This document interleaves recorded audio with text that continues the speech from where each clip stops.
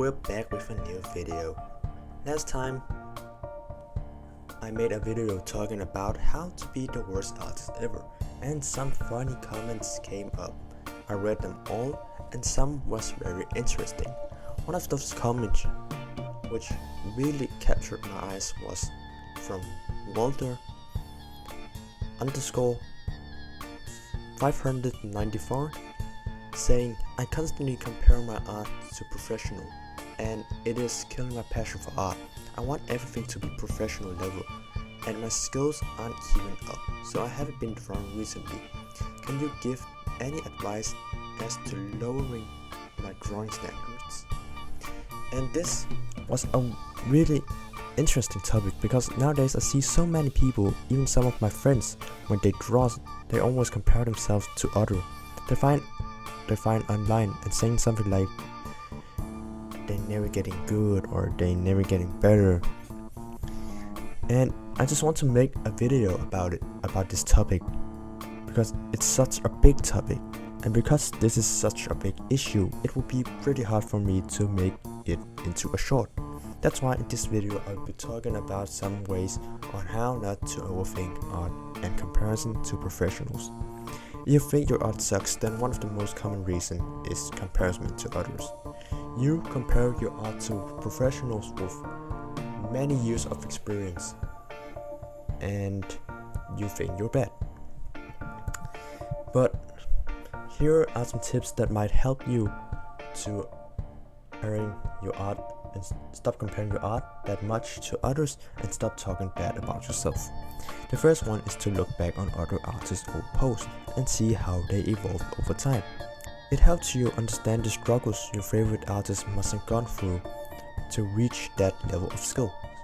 By learning about other artists' past, we begin to understand their struggles and don't treat them like professionals, but as human beings, just like us, who work really hard to achieve their milestone. This can expand our minds to think about countless ways to improve. Like, if we know the story of other artists, we might understand how much they actually work to achieve that level, and that we also know they were once at our level. They didn't start good or didn't start at that level they post on social media, but they were once like noobs who drew statements maybe, or maybe someone who drew is that didn't look the same on both sides. Like, everyone starts from level 1 and build taller and higher and stronger. Everyone does that. There's no one starting from level 100 and building to level 102 in just matter of times. So know people's past before judging yourself and judging others. Tip number 2: if you can't find their past, you might want to only focus on yourself. Stop scrolling on social media sometimes and use references from real life instead. The internet, it's all about flexing and can become overwhelming when we use it too much. So real life references are better. All professional artists learn from real life. You can learn a lot from real life, and once you learn that rule, you can use that rule to bend and to get creative. And that brings us to tip number 3. Learn the fact that not everything is perfect. Learn imperfection. You might have heard this word imperfection many times. Just learn that everything is not meant to be perfect. Many artists study imperfection because not everything is meant to be flawless. Artists use that knowledge to break things down into simpler shapes and forms, and also use that knowledge to bend rules. If something can't be perfect, then make it creative. And that leads us to tip number 4. It's to think that you don't have to be like others. Art is our creativity.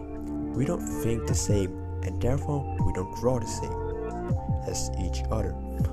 Our art journeys are very different from one another, and we often improve through different activities. For example, I might get better by staring at a painting for hours. Meanwhile, my friend improves by watching videos, while another gets better from reading.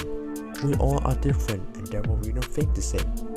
We can't draw 100% like the reference we see. And there we have number 5. Do not listen to bad talk. When a person you know is good at drawing and they begin to talk trash about their own work, then don't listen to them. They are trying to flex on their own skill. Instead, you should just walk away and that's it. And I have one more. This is the very last one. And the very last one is to praise yourself for your own creation. I always used to think my work was bad, until I realized that the more I treasure my work, the more it will kill my passion. Your work might not be as good as the reference. That's why you should look for the few details you think you did a great job on. It can be anatomy of the hands, it can be the rendering, it can be the lighting, or it can be the hair. Stop trashing yourself. You would just dig a deeper grave for yourself, and in the last moment, without you knowing it, you will fall into that hole, and you might never climb up again. So brace yourself for the smaller details. Art, it's like a book. The more we read, the more we know. And art is like that. The more we draw, the more we know. So I hope these tips might have helped you